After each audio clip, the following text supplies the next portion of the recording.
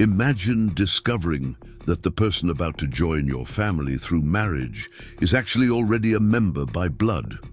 What would you do if you learned that your son's fiancée, the woman he plans to spend the rest of his life with, is actually your husband's secret daughter, a daughter conceived during an affair that lasted years, hidden from you by the man who vowed to be faithful?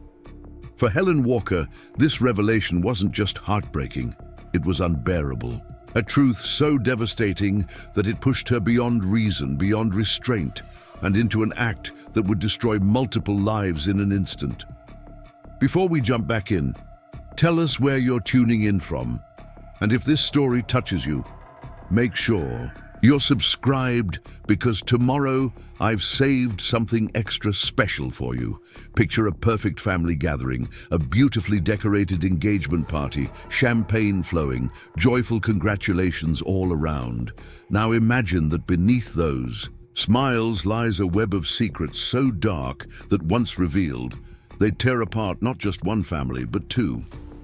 This isn't fiction. This is the story of Helen Walker, who in a moment of blind rage and overwhelming betrayal took the life of a young woman whose only crime was falling in love with someone she didn't know was her half-brother. To truly understand how this tragedy unfolded, we need to go back to the beginning. 30 years ago, Helen and Robert Walker were the quintessential power couple of Oak Ridge, Connecticut. Robert, with his charismatic smile and sharp business acumen, had built Walker Insurance into the most trusted agency in 3 counties. Helen, elegant and devoted, managed their pristine colonial home and raised their 3 children with unwavering dedication. Together, they were fixtures at every community event, charity gala, and school function, the kind of couple others looked up to and aspired to be.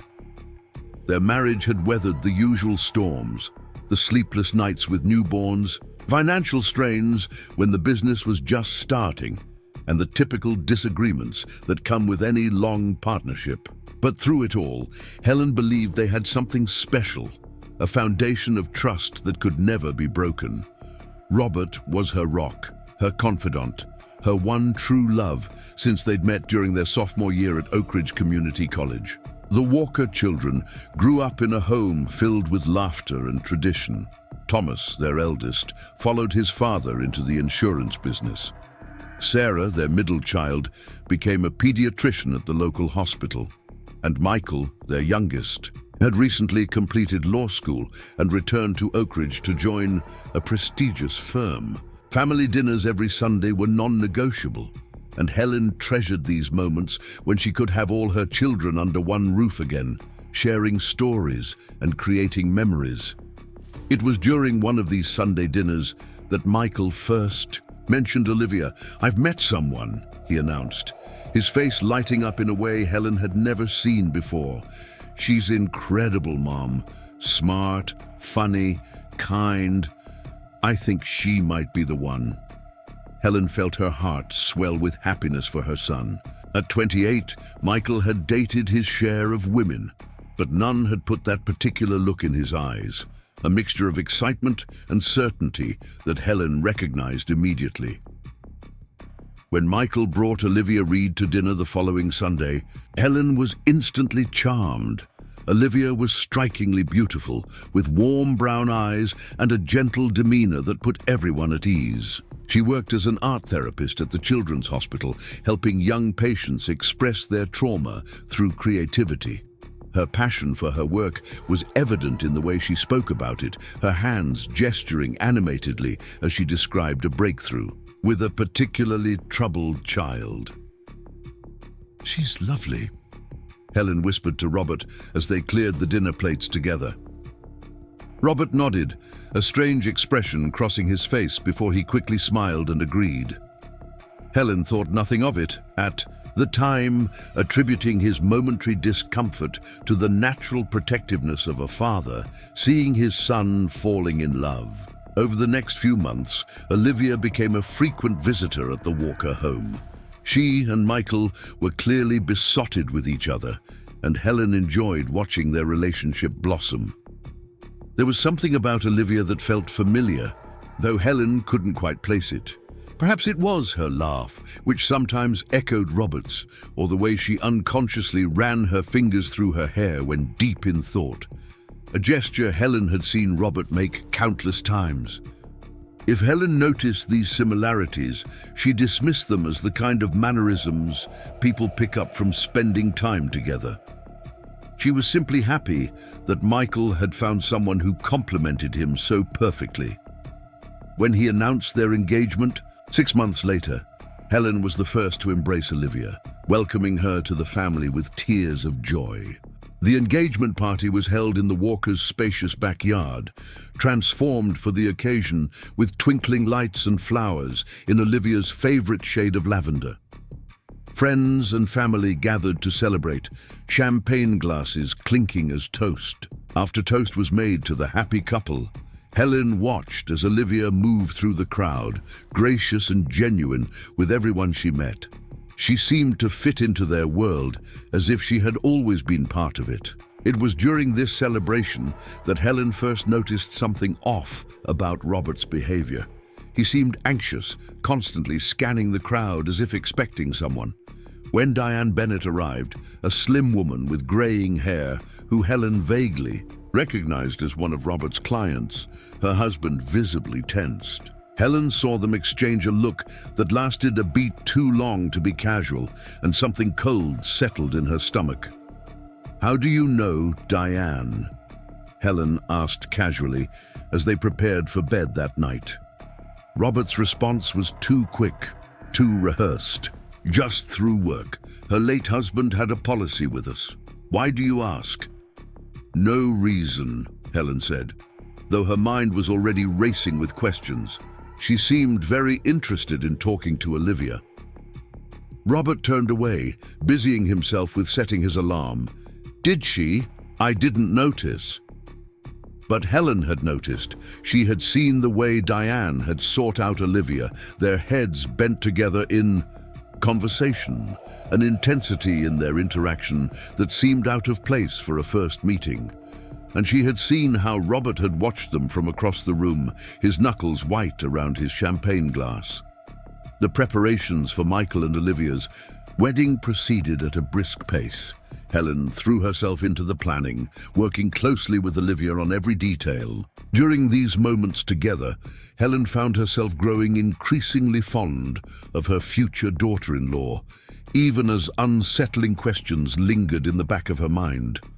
"Tell me about your family," Helen said one afternoon as they reviewed floral arrangements. "Michael mentioned you were raised by your mother. Was that difficult?" Olivia's smile dimmed slightly.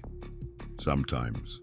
Mum did her best, but money was tight after my father left. He wasn't really in the picture." "I'm sorry to hear that," Helen said gently. "Do you know anything about him?" Olivia hesitated, then shrugged. "Mum doesn't talk about him much. Just that he had obligations he couldn't break." There was no bitterness in her voice, just a quiet acceptance that tugged at Helen's heart. What Helen didn't know then was that Olivia had been told much more than that. Diane Bennett had raised her daughter with stories of a father who loved her deeply but couldn't be part of her daily life due to complicated circumstances. Olivia had grown up with birthday cards signed simply Dad, gifts that arrived mysteriously, and the occasional sighting of a man watching her school performances from the back row, never approaching, always disappearing before she could reach him. The truth, carefully concealed for decades, was that Robert Walker had lived a double life since before Michael was even born.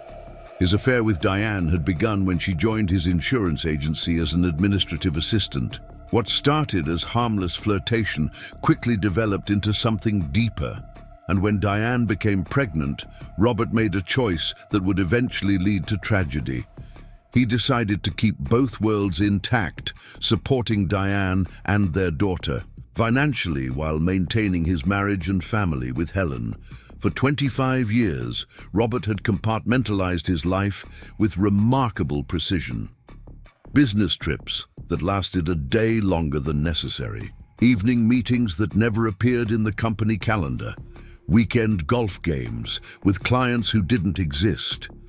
Through it all, he convinced himself that he was doing the right thing, providing for everyone, hurting no one.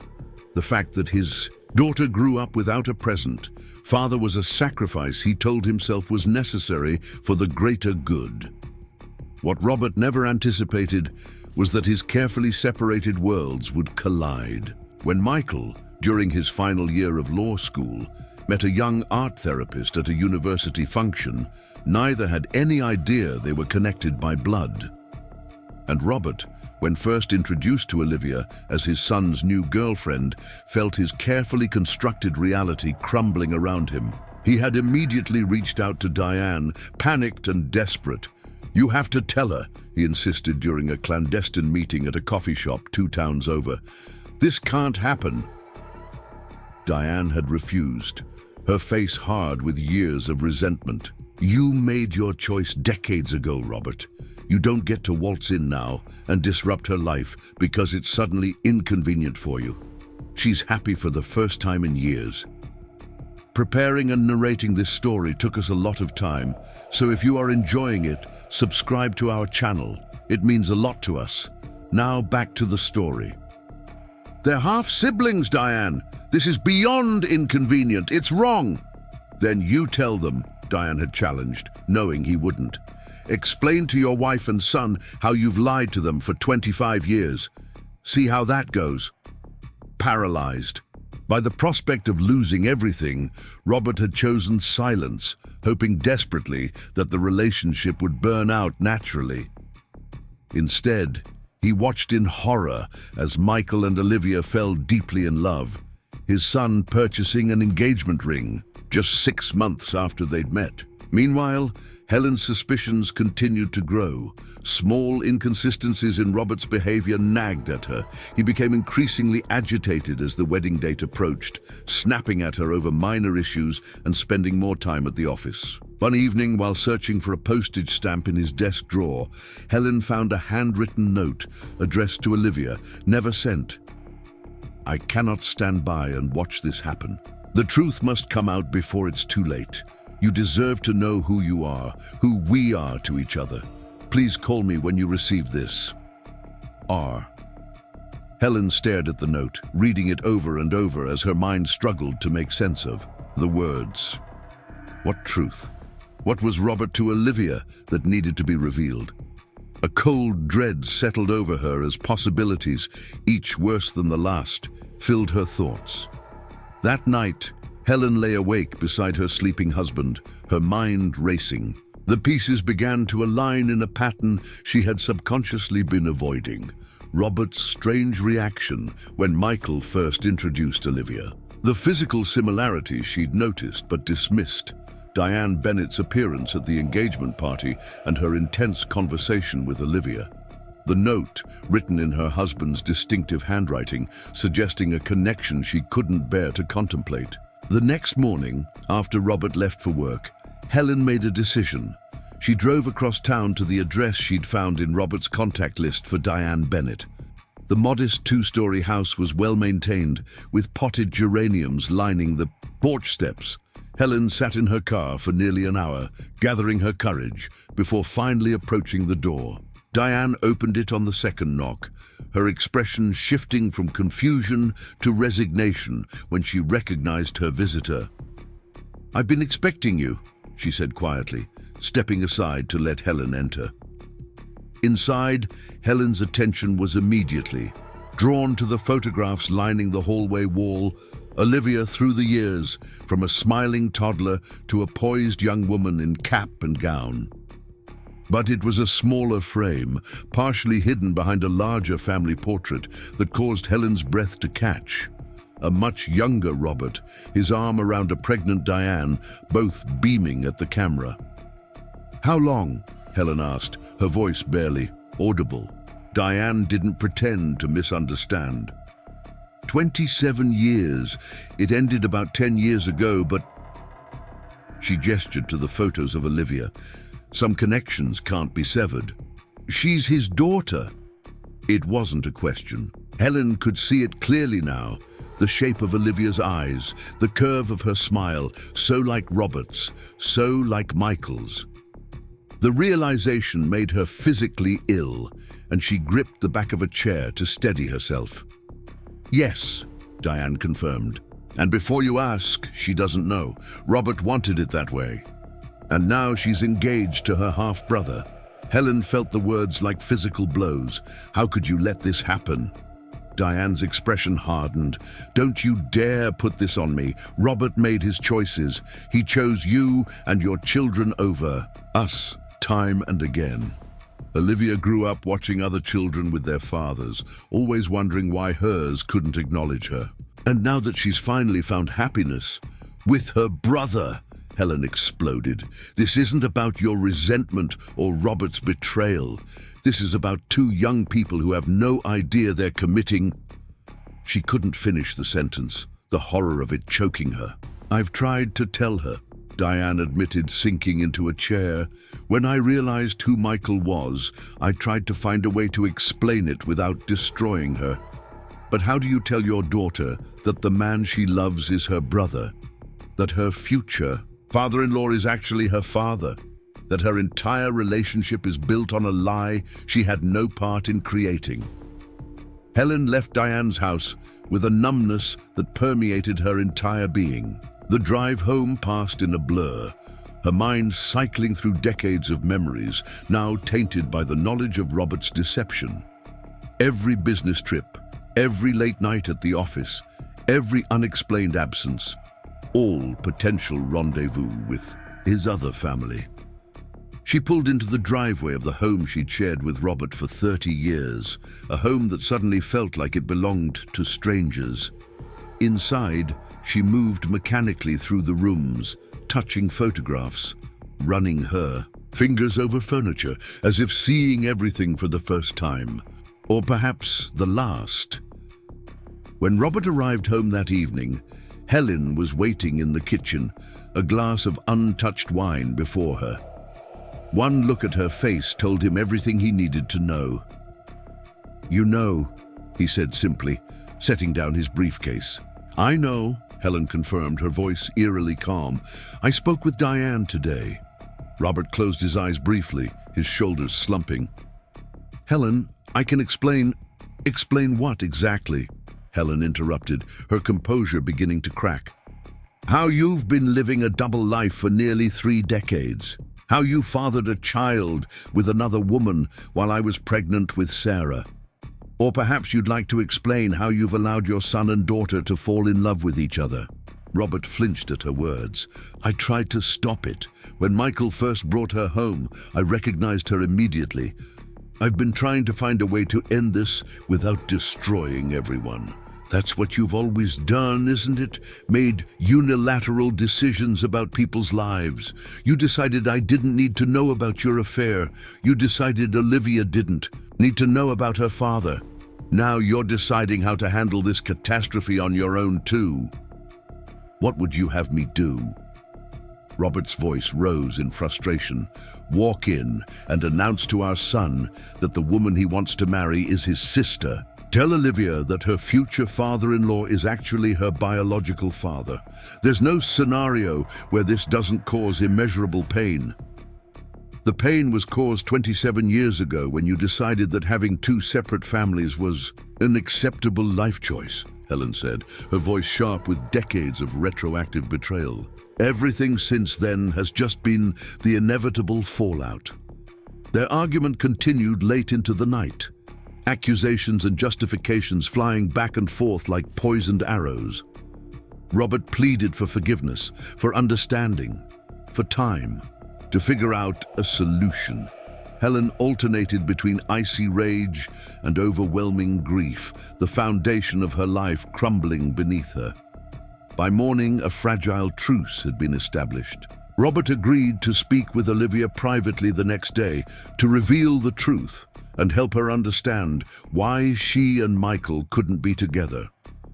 Helen, exhausted and emotionally drained, retreated to the guest bedroom, unable to bear sleeping. Beside the husband she no longer recognized, But fate, already twisted beyond recognition in this family drama, had one more cruel turn to deliver. While Robert spent the day gathering his courage for the dreaded conversation, Olivia stopped by the Walker home unexpectedly, hoping to discuss wedding details with Helen. "I'm sorry to drop in without calling," Olivia apologized, her smile bright and unsuspecting. "I was in the neighborhood and thought you might have time to look at the final catering menu." Helen stood frozen in the doorway, looking at this young woman, her husband's daughter, her son's fiancée, with new eyes. Every feature of Olivia's face now screamed of her parentage. Robert's eyes, his smile, the stubborn set of his jaw when determined. How had she not seen it immediately? "Helen, are you all right?" Olivia's smile faded to concern. "You look like you've seen a ghost." "Come in," Helen managed, stepping aside. As Olivia passed, the scent of her perfume, the same brand Diane had worn at the engagement party, wafted by, another painful reminder of the tangled web they were caught in. In the kitchen, Olivia spread out paperwork on the table, chatting happily about wedding details, while Helen moved mechanically to prepare tea.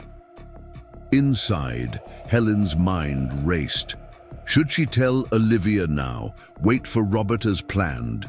How does one even begin such a conversation? "I ran into my mother this morning," Olivia said casually, flipping through menu options. "She was acting strange. Asked if I was sure about marrying Michael, if I'd considered waiting longer. After pushing for grandchildren for years, it seemed odd." Helen's hand shook as she set down the teapot. "Perhaps she's just being cautious. Marriage is a big step." "It's more than that," Olivia frowned, looking up. "She mentioned something about family complications that might arise. When I pressed her, she clammed up.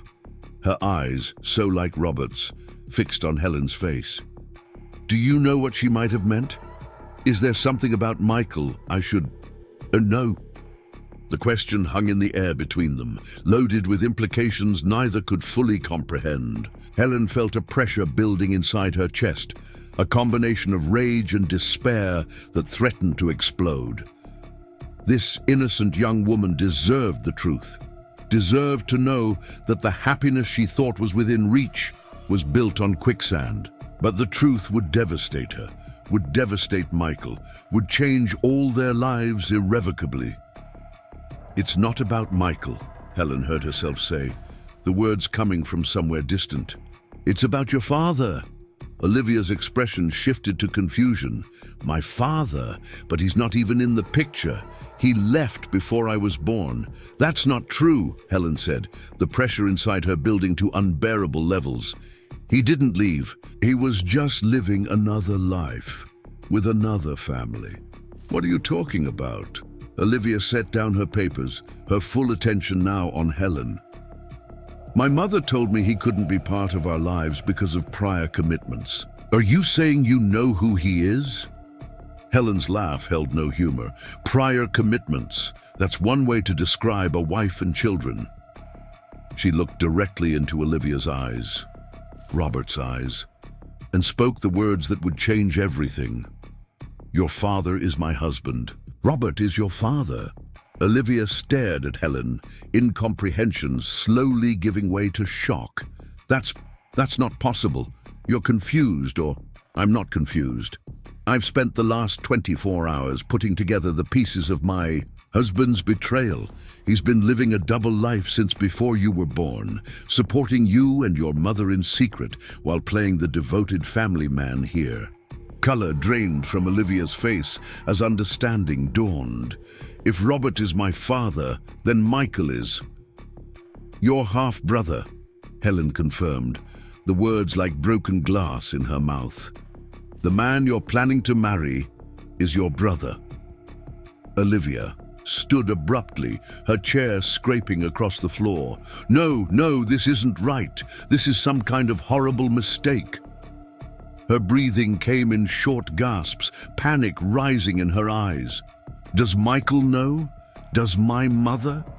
Your mother has always known. Robert only realized when Michael brought you home. He's been trying to find a way to tell you both. All this time.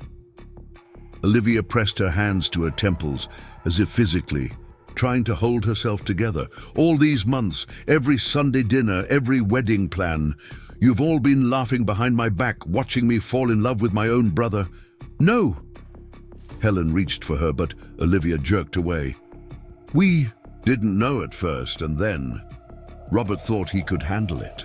He thought he could find a way to separate you two without revealing the truth. The truth, Olivia repeated, the word bitter on her tongue.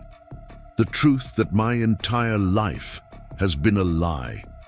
That the father I longed for was living across town, raising another family.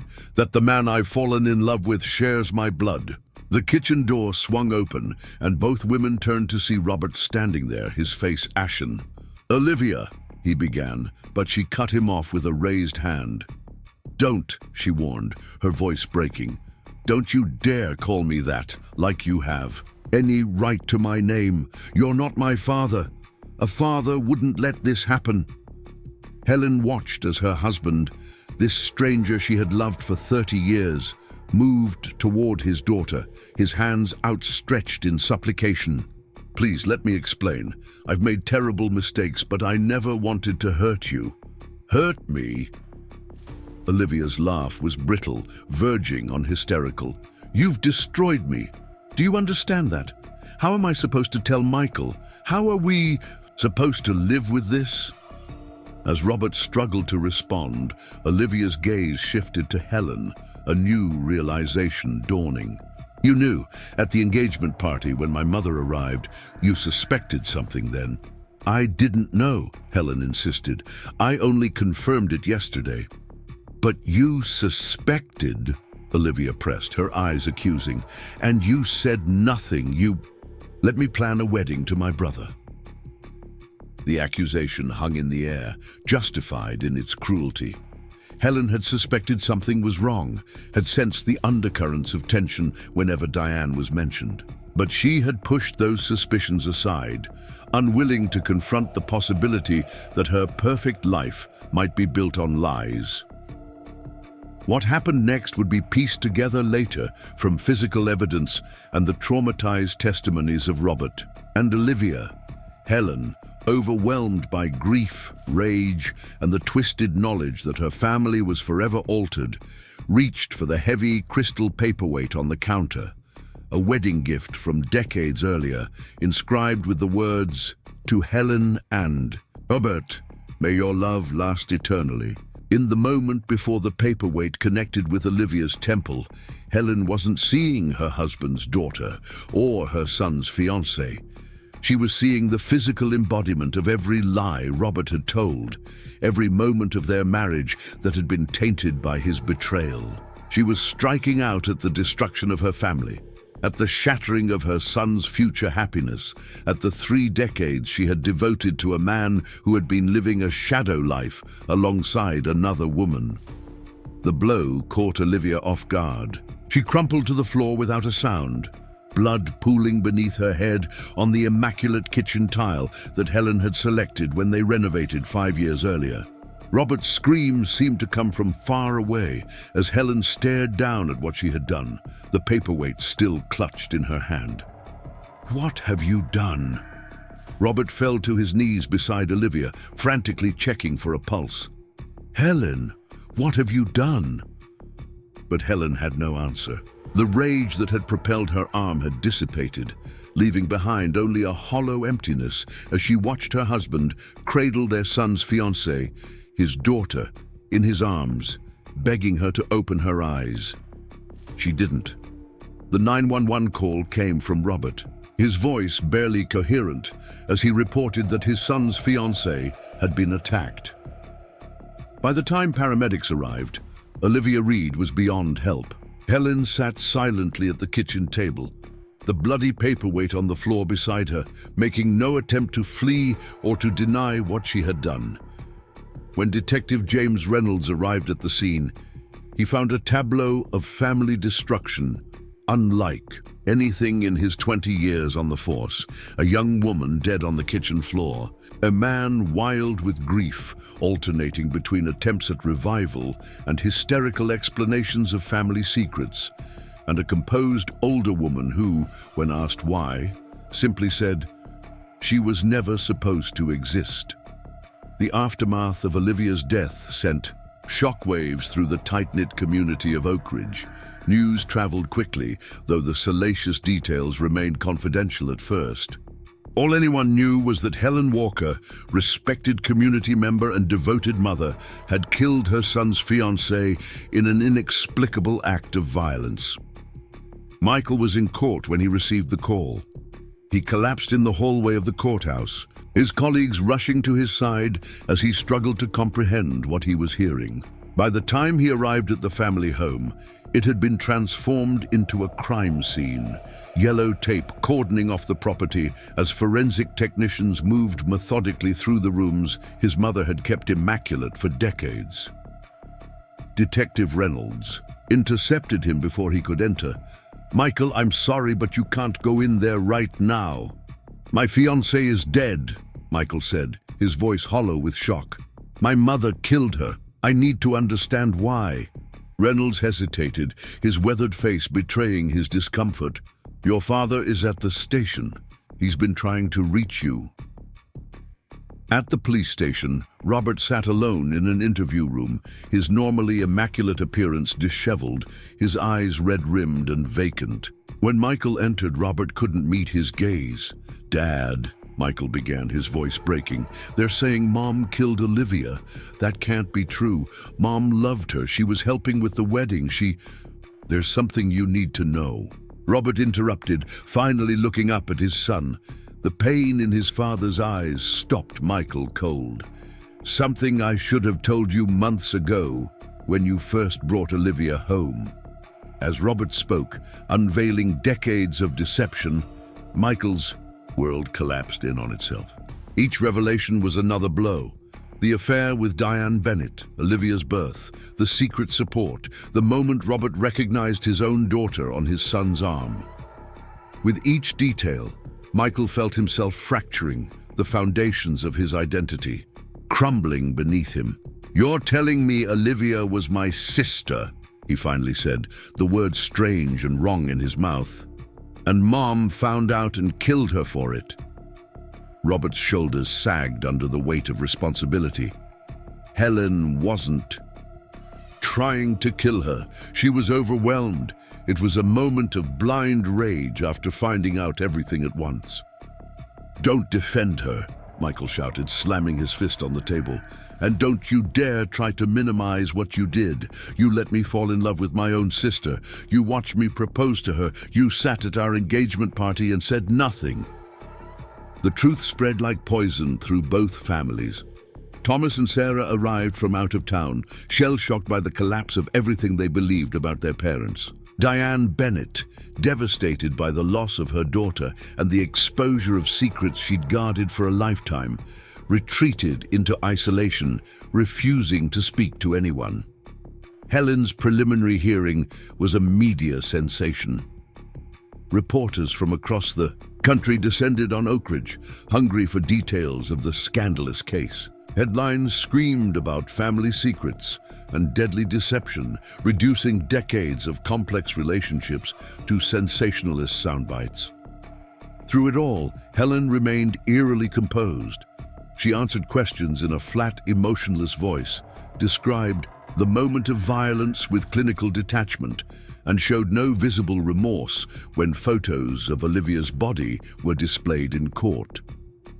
Her attorney entered a plea of temporary insanity, arguing that the psychological shock of discovering her husband's betrayal and the biological relationship between her son and his fiancée had pushed Helen beyond rational thought. The prosecution painted a different picture. Helen as a vengeful woman who, rather than confronting the true source of her pain, her husband, had instead lashed out at an innocent young woman whose only crime was being born. As the trial date approached, Michael found himself adrift in a sea of conflicting emotions. He mourned Olivia with an intensity that physical pain, even as he grappled with the knowledge that their love had been unknowingly taboo. He vacillated between rage at his father for his decades of deception and fury at his mother for her violent response. Mostly, he felt hollowed out, emptied of the certainties that had once defined his life. One rainy Tuesday, 6 weeks after Olivia's death, Michael visited his mother in jail. Helen sat across from him, the once elegant woman now diminished in her orange jumpsuit, her hair limp around her pallid face. "Why?" Michael asked simply. It was the question that haunted his sleepless nights. Why her and not Dad? He's the one who betrayed you. Helen studied her son's face, the face that had once brought her such joy, now etched with grief and confusion. "I've asked myself that every day," she admitted, her voice steady. "I didn't go into that kitchen planning to hurt anyone. But when I looked at her, sitting there so innocently with her wedding plans, knowing she was the product of your father's betrayal, knowing she was your sister..." Helen trailed off, her composure cracking slightly. In that moment, she represented everything that had been stolen from me, from us, every perfect memory now tainted, every family moment now suspect. Michael shook his head, unwilling to accept the explanation. She was innocent. She didn't know. "Nobody knew," Helen replied, a strange smile touching her lips. "That was the beauty of your father's deception.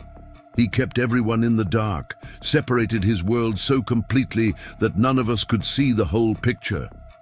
Until suddenly, I did, and it was too much." The trial lasted 3 weeks.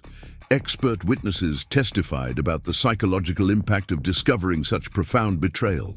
Robert took the stand, publicly acknowledging his double life and accepting his share of responsibility for the tragedy.